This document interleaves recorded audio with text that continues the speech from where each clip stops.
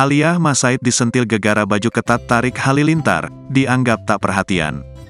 Dikabarkan dekat, Aliyah Mas Said disentil tak perhatian ke Tarik Halilintar. Kabar kedekatan Aliyah Mas Said dengan Tarik Halilintar memang sering menjadi sorotan. Sayangnya, kedekatan tersebut membuat Aliyah Mas Said kerap dibandingkan oleh Fuji, mantan kekasih Tarik Halilintar. Terbaru, anak mendiang Aji Mas Said ini dinilai tak perhatian pada Tarik Halilintar karena masalah pakaian. Pasalnya pakaian Tarik Halilintar saat menghadiri pesta pernikahan dianggap terlalu ketat.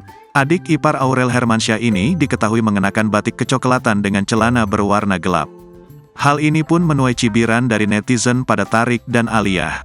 Serius nanya itu pakai baju kekecilan gitu kagak takut sobek kah Bang Jarwo, celetuk seorang warganet.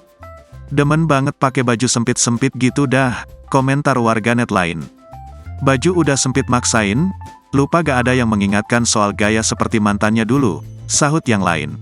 Diketahui, Tarik Halilintar dan Aliyah Mas Said memutuskan untuk go public setelah hubungannya disembunyikan selama ini.